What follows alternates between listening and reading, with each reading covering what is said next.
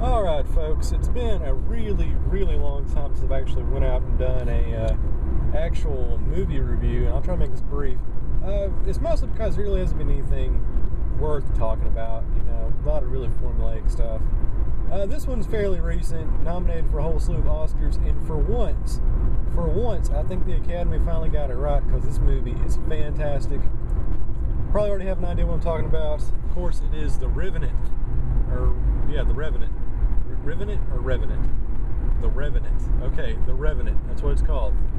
And, this is really just such a refreshing change of pace from, what we're seeing in the movies nowadays. It's really a throwback to the old guard. I mean, this is a film that's going to be a classic right up there with, The Wages of Fear and Emperor of the North Pole. Those really manly, just, character-driven revenge movies. They really don't make them like this anymore. This is really not a movie that feels like it was made in 2015. It definitely feels like a product of the 1970s. And that's a huge compliment. Now, the film itself was directed by a guy named, he's the guy who did Birdman. I'm not going to try to pronounce his name because I'm going to mess it up. Alejandro Iñárritu. I don't sound like a really xenophobic, jingoistic American, but he's the guy who did Birdman last year. Birdman won the Oscar. It's almost like The Revenant's going to win the Oscar this year, and it deserves it. And I thought Birdman was a really good movie, but this is a legitimately great one. This is just tremendous, and everything about this film, cinematography, it's going to win hands down. There is no way this film does not win for cinematography. Probably going to win for editing. I mean, it's just a technically marvelous film all the way around. But of course, who cares if a movie looks good?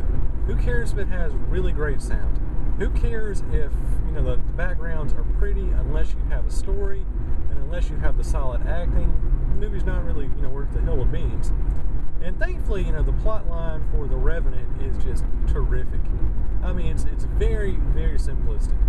On one end, you got Leonardo DiCaprio, and his son is an Indian. And he's part of some crew out there in Montana, and they're collecting fur pelts.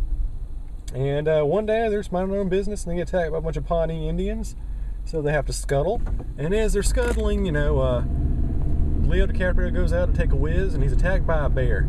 And it's awesome. This scene alone will get Leonardo DiCaprio his first Oscar. He deserves it so much.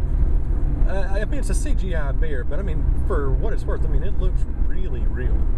I mean, it doesn't look, like an Ewok. I mean, it looks like an actual bear. And, you can do a lot of things in acting school. You can learn to put on an accent. I mean, you can learn to use, period terminology. You can, show emotion through your eyes. You can do a lot of things. But I'm not sure you ever take an acting class where the teacher says to you, all right, today you're going to pantomime being attacked by a grizzly bear. I mean, you just have to have really good natural acting skills to pull that off. And Leo DiCaprio, he does it. I'm one of those guys where, when Titanic was first coming out, he's doing Man in the Iron Mask and all those movies. I was really down on him. But, I mean, you look at his performance in, the last couple of years. You look at what he did in Django Unchained. You look at what he did in The Wolf of Wall Street. Now you look what he's doing in this movie. The guy really is one of the best actors of our generation. I'll come out and say it. I'll bite the bullet. I'll say I was wrong. Leonardo DiCaprio is awesome. And he deserves an Oscar. He better get it for this one. So anyway, he's attacked by a bear. Now, his company basically comes out and says, well, you know what? The dude, he's really kind of, hindering us. We got the Indians on our tail. Let's just leave him for dead.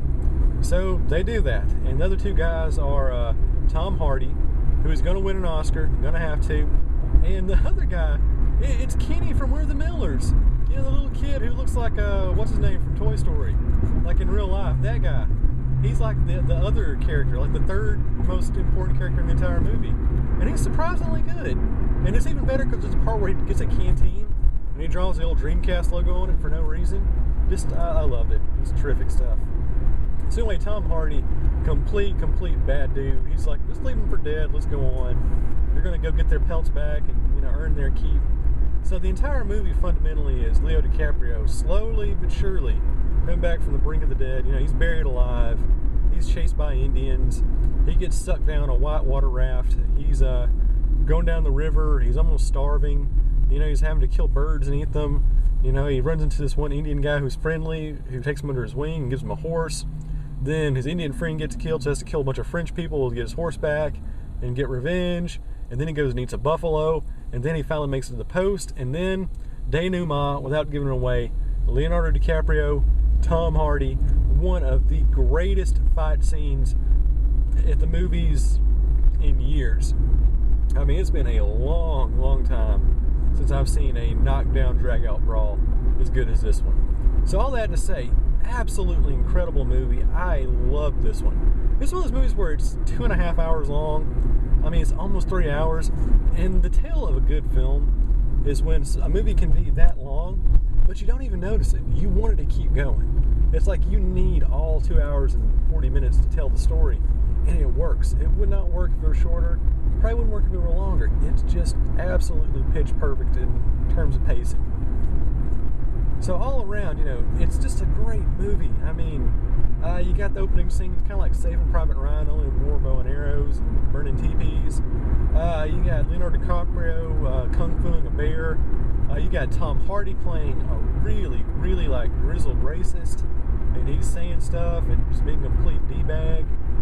You got great acting all around. You got beautiful cinematography. It's just a tremendous, tremendous movie. And like I said, we don't see movies like this anymore. It's an awesome throwback to, the great 1970s character-driven movies. This is the kind of movie where Lee Marvin would be proud to be in this movie. This is a film that Ernest Borgnine would love to be in. It's just so old school and awesome. So, this one gets my highest recommendation. I give it 4 stars out of 4. Just a great, great movie. And like I said, we see so much formulaic stuff out there, so much PG-13 commercialized crap, that we don't actually see legitimate attempts at storytelling and really legitimate attempts at artistic films like this from mainstream companies anymore. So the fact that we get this one, we should all be extremely appreciative. And it's a great movie. You need to go see it. The Revenant. I loved it. You'll love it. It's worth your money.